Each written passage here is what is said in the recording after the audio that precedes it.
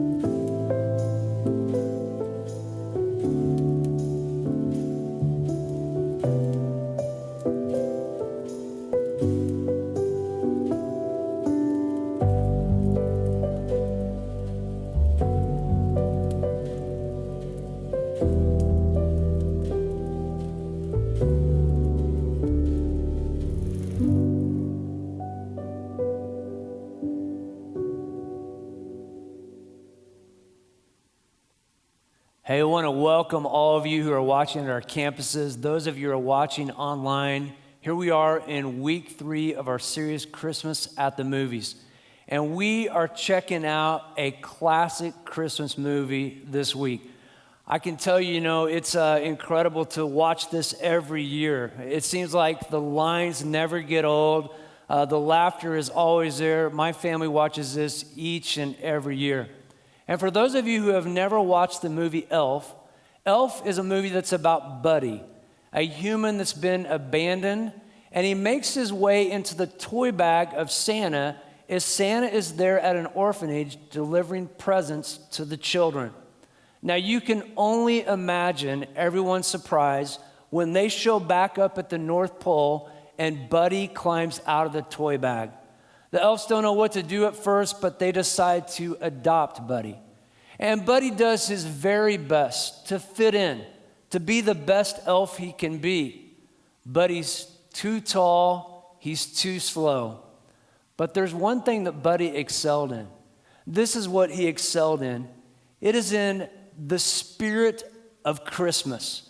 Buddy believed in Christmas. He believed in Christmas actually more than any other elf at the North Pole. He was Santa's #1 fan. Now, Buddy just believed this, that if everyone in life could just have more of the spirit of Christmas, life would get better. In our first clip here, we see Buddy working with the elves, building the toys to be delivered to the children. But he just continues to fall further and further behind.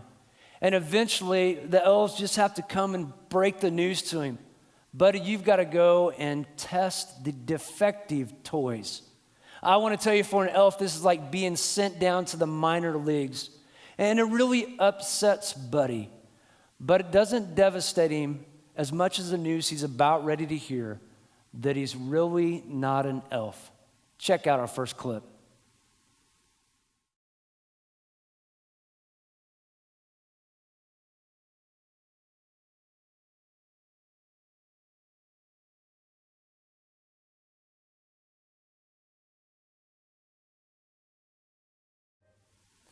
Buddy learns he's not an elf. You would think that the shoes, really the bed, you would think the shower, all these things would have been a dead giveaway. But Buddy keeps trying to fit in. And I'm sure that you can relate. We all at one time or another have tried to fit in. Do you remember a time that you tried to fit in life and just felt like you didn't belong? Middle school ring a bell for anyone? No, when that day you were trying to be as popular as this guy, and instead you wound up looking like this guy. That's what middle school was like, and I think for many of us, we've experienced from time to time in our life a situation where we just didn't feel like we fit in, where everyone was smarter than us, better looking than us, more athletic than us, had more friends than us. It's a universal feeling to not feel like you belong or fit in. But to be abandoned, man, that's another thing. It's a emotion that's hard to put your finger on. It's hard to really understand. Maybe for you, you didn't know your mom or dad. Maybe you were abandoned just like Buddy. And still as an adult, you have this nagging feeling inside you, the loss. You still ask the question, why? Why did they not stick around? What did I do to drive them away? Or for you, it may be that your spouse just up and left, and they didn't want to work on the marriage, and you're reeling, feeling abandoned. Or maybe you're a kid that each week is preparing meals for yourself in the evening multiple times because your parents are so busy with work and you feel abandoned. Or it may be that you lost someone this year that you really love. And when you think about celebrating Christmas, it just doesn't seem like it's worth it. Or it may be that 2020, man, it just left its imprint on you. You feel lonely, you feel scared, you feel dazed. If you feel abandoned this Christmas, I want to let you know something. Even though God may feel distant, even though you may be discouraged, He still cares for you.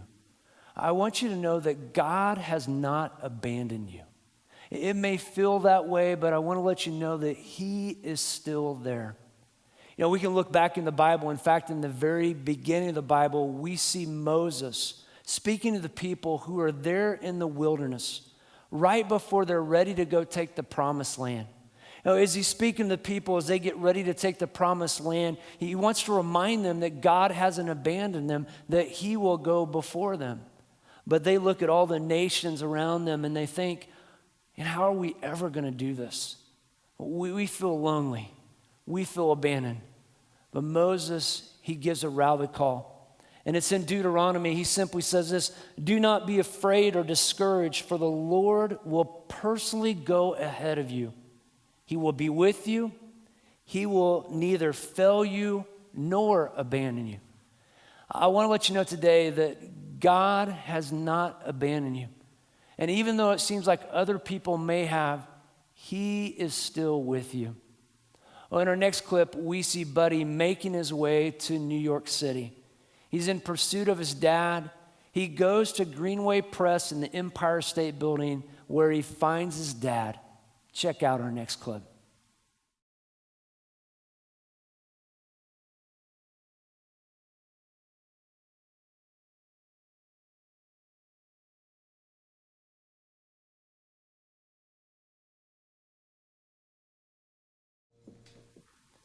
How long do you think you'll be with us?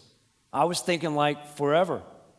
Makes sense, right? I mean, when you think about a family, you think about really what it means to be a part of a family.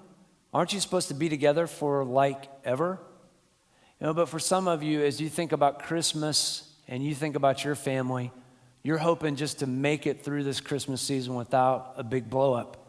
When you think about your family and you think about like the Norman Rockwell painting, that portrait, that's not exactly what your family looks like.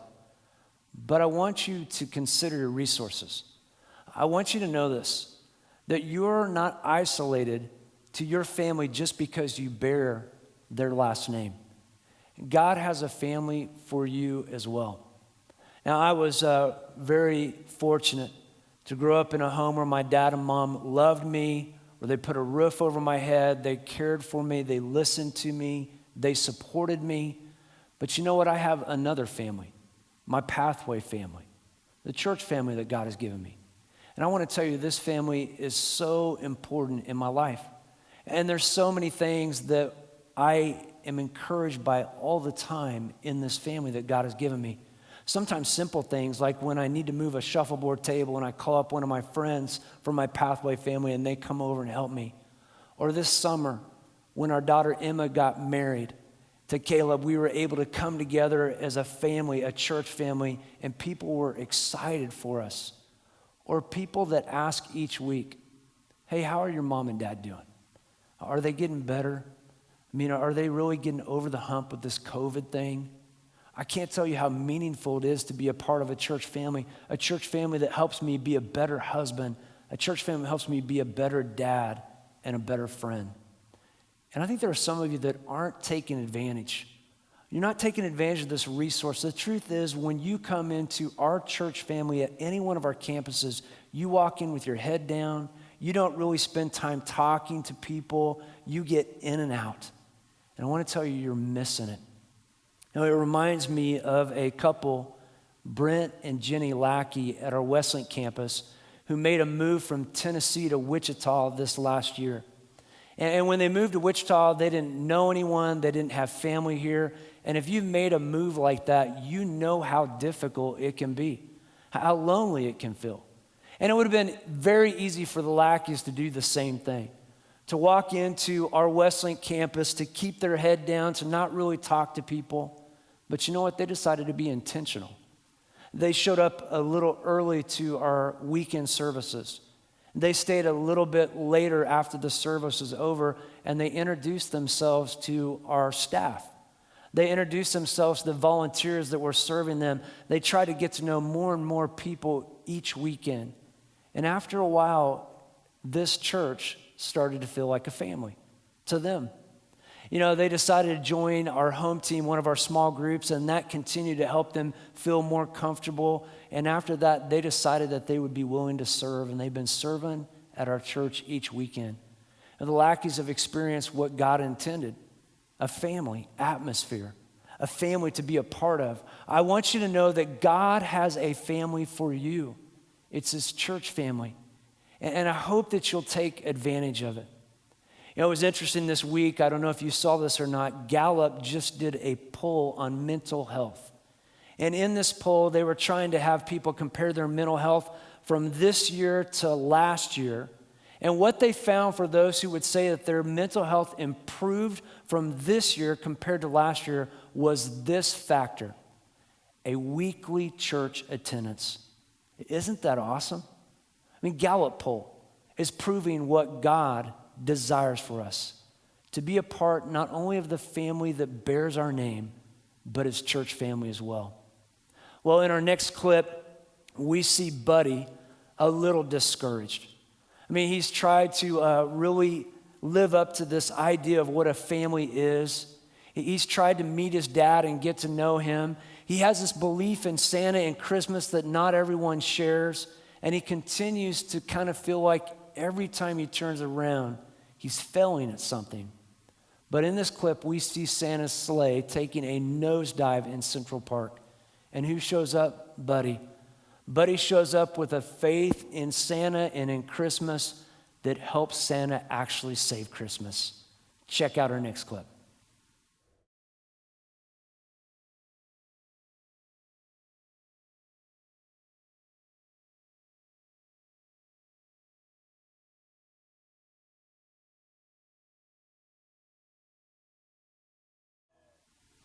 Did you catch that?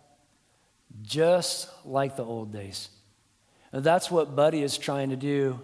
He's trying to take everyone back to that moment where they first believed in Christmas, that they believed in Santa. And do you remember the times where you gathered around the tree as a family and you decorated because there was so much excitement? Do you remember going and singing songs, caroling for the very first time and knowing that it brought people cheer? Do you give gifts each year because you just want people to know that you love them, that you care for them? And Buddy believed in the spirit of Christmas. He believed that if we would truly unite in that way around the desire to share cheer and joy and gratitude, that life would get better. But how about you? Are you excited about this Christmas? I mean, is this something that you're looking forward to? Have you spent some time thinking about the simple things of life, contemplating the meaning of Christmas? You know, for the Christ follower, it actually is the best time of year because it's a time when we can go back. We can remember that our Savior was born in a manger, that he came into our world to die on a cross so that you and I can have life. You know, I just want to encourage you, as we continue to think about this great news that God rescued us, to recognize this once again this Christmas. God has chosen you to deliver his Christmas message. I pray that will be on our hearts. I pray our desire will be to share the Christmas message. And you may feel like, Todd, I'm really not that qualified. I don't know that much of the Bible. I haven't been walking with Jesus very long. And I want to tell you that doesn't matter. What matters is that you and I would be willing to go share the Christmas message. Just like in our movie, Buddy didn't feel like he was good enough. But he did a few things that really helped him share the message of Christmas. First of all, when it came to setting the stage for Santa, Buddy was relentless at it. When it came to dialing in the spotlight on Santa, Buddy always made sure he was out of the way. And he did everything he could to help people anticipate his arrival. For you and I today, we don't just remember the Christmas of the past, but we remember what God has in store for our future. That one day Jesus will return. And we have an opportunity this Christmas season to reflect on that, to share that good news with everyone that Christ is returning, to help people anticipate his arrival. Life isn't all about gumdrops and candy canes. In fact, this has been a tough year. Just the other day, I was driving by a store, and I love the marquee. It said, 2020, you're on the naughty list. And I thought, that's right. You are on the naughty list. It's been a tough year, hard. But I want to let you know that our struggles that we've had, and the Bible teaches us that they are temporary. And at some point, they're going to be a thing of the past. God is still in control. As we think about sharing this message of him being in control and there being hope, we do share not just the spirit of Christmas this year, but the spirit of Christ. We get to be his ambassadors, the ones who are going out and telling the good news. People need something to believe in, and Jesus is it. I love how Paul talks to the Corinthian church in his second letter. I want you to follow along with me. He says this to them, all of this is for your benefit. And as God's grace reaches more and more people, there will be great thanksgiving. And God will receive more and more glory. That is why we never give up. Though our bodies are dying, our spirits are being renewed every day. For our present troubles are small and won't last very long. Yet they produce for us a glory that vastly outweighs them and will last forever. So we don't look at our troubles we can see now. Rather, we fix our gaze on things that cannot be seen. For the things we see now will soon be gone, but the things we cannot see will last forever. I hope that offers you hope this Christmas. I hope that if you've been struggling, that this gives you perspective, that you would know once again that God has not forgotten you, that he has a family for you, that you would be willing to understand that it's not just about the things that we can see, but it's the things that we can't. God is working always. Man, I can tell you that the great joy for me this Christmas is not only celebrating with my family, but remembering that this family, his church, will one day be caught up in his return. And it will be the greatest Christmas of all. 2020 canceled a lot of things, but Jesus' return isn't one of them. And we have an opportunity to go and share that good news, to fix our gaze on not the things that are seen, but the things that are unseen. I want to challenge you this week to be willing each day when you wake up, that moment where you're just kind of getting in the groove, opening up your eyes, getting ready to go, to stop and to be willing to pray each day, Lord, would you help me see the unseen so my focus can be on you? You know, I just want to give everybody an opportunity to reflect on this message. So I would ask if you would just to bow your heads, if you would just pray with me there.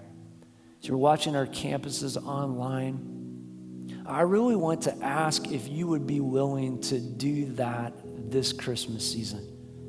That you wouldn't focus on the things that you can see, whether they're good or bad, and just allow all your energy to be given to that, but to look behind what God is doing. To be able to see the things that he wants to do for you, the things that he wants to give you favor in, and to know once again that he's not abandoning you. Once again that he has this great family for you, and that you and I have an opportunity to go and deliver his message. If you would pray that prayer this week, just to get your mindset right each morning when you wake up, I just want you to raise your hand if you're watching our campus. And if you are there watching online, I'd just like you to type in the comment section, I will. Just as a declaration that, man, I'm going to do this. I'm going to take action. That's awesome. I'm grateful for your faithfulness, your willingness to do this. I also want to talk to those of you who have not accepted Jesus Christ as your Lord and Savior. Because I'm telling you that Christmas isn't fully something you can experience until you know that Christmas is all about Jesus. It's the fact that he came and that he gave his life so you could become a part of his family. And if you haven't done that, I want to encourage you to do that today. Don't wait another day. I mean, you have another resource, another group of people that want to encourage you. They want to grow with you. They want to journey with you in life. Take full advantage of it. And if that's you, and you need to accept Jesus today, I want you just to pray this prayer. Just as you're watching, let me lead you. Pray in the stillness of your heart. Father, I thank you so much for the opportunity to hear this message and to understand that you love me so much that you came so I could be a part of your family. And not just the family that's going to take place here on this earth, your church, but even the family that will experience you for eternity. So Jesus, I want to confess that I want to be a part of that family. And I also want to confess that I've tried to live my life apart from you. I've tried to do it on my own. And Lord, I just continue to experience these challenges and failures. And I want to get beyond that.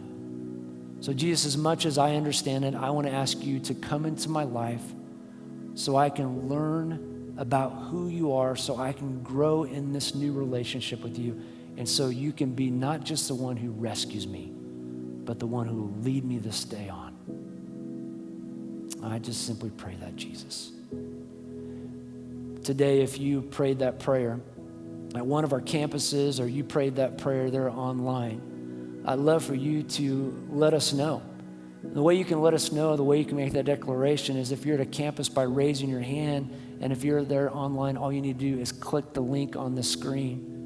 And it gives us an opportunity to know you've made that decision and now to welcome you into the family so we can do this great adventure of life together. So please do that. I look forward to this Christmas season. Remember, God hasn't abandoned you. He's given you his family, the church. And now you and I together, we have an opportunity to go share his message. Let's do it well.